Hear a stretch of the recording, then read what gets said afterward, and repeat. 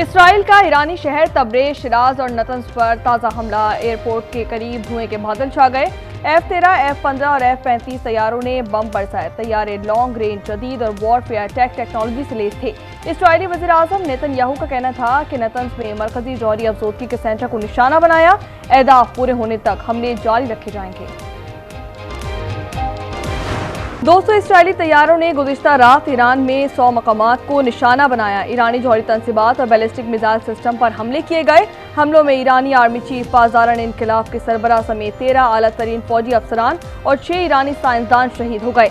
Ayatollah खामनई ने अमीर हबीबुल्लाह को नया आर्मी चीफ, अहमद वाहिदी को पासदारान इनकलाब का कायम मकाम कमांडर मुकर्रर कर दिया।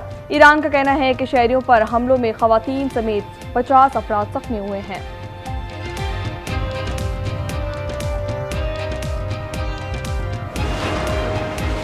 इसराइली हमले के बाद ईरान का भरपूर जवाब। इसराइल पर 100 से ज़ायद ड्रोन से हमला। उर्दन ने अपनी फ़िज़ाई हुदूद से गुजरने वाली ईरानी ड्रोन्स गिरा दिए हैं। ईरानी सुप्रीम लीडर आयतुल्लाह खामनई कहते हैं कि इसराइल को सख्त सज़ा दी जाएगी। सदर मसूद पेज़ेश्कियान ने असम्बली में बोले कि पूरी ताकत से जवाब देने का हक रखते हैं। ईरानी जवाब दुश्मन के लिए पेशेमानी का बायस बनेगा।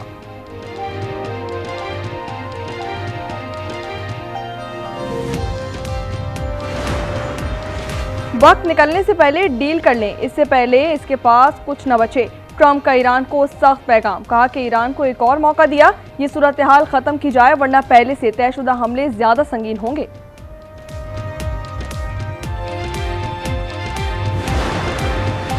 ईरानी शहर कुम की मस्जिद जमकरान में सुर्ख परचम लहरा दिया गया। ईरानी मीडिया के मुताबिक सुर्ख परचम लहराने का मकसद इसराइली जारियत का बदला लेना है। इसराइली जारियत के बाद मस्जिद में हजारों अफराद जमा हो गए।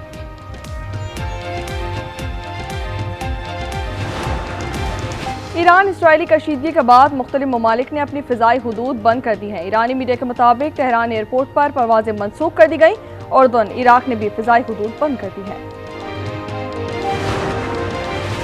सऊदी अरब समेत बेशतर ममालिक की इसराइली हमलों की मज़म्मत। सऊदी अरब ने हमलों को आलमी कवानीन की खुली खिलाफ वर्जी करार दे दिया।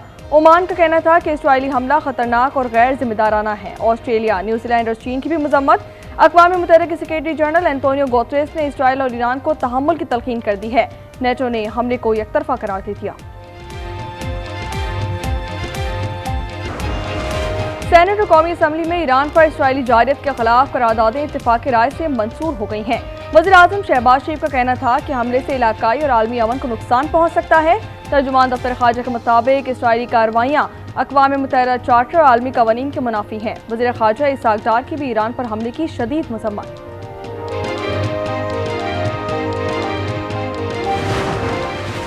सिंध का 38 अरब 45 करोड़ रुपए खसारे का बजट पेश। ग्रेड 1 से 16 तक मुलाजमीन की तनख्वाहों में 12%, ग्रेड 17 से 22 तक के अफसरान की तनख्वाहों में 10% बढ़ाने का ऐलान। पेंशन में 8% इजाफे की तजवीज़ दे दी गई। वज़ीर आला सिंध सैयद मुराद अली शाह ने कहा कि कराची में सेफ सिटी प्रोजेक्ट सड़कों की बेहतरी पर काम किया जाएगा। अपोजिशन का बजट तकरीर के दौरान सख्त एहतजाज और शोर शराबा। खैबर पख्तूनख्वा का 157 अरब का फाजिल बजट पेश। बजट का हजम 21 खरब 19 अरब रुपए है। सालाना तरक्याती प्रोग्राम का हजम 547 अरब रुपए की तजवीज़। सरकारी तनख्वाहों में 10, पेंशन में 7% इजाफा। वज़ीर आला खैबर पख्तूनख्वा अली अमीन गंडापुर ने कहा कि गवर्नर ने इजलास नहीं बुलाया, रिक्वेजिशन के जरिए इजलास बुलाना पड़ा। वफाकी बजट में टैक्स की भरमार है, टैक्स की वसूली में रुकावट बनेंगे।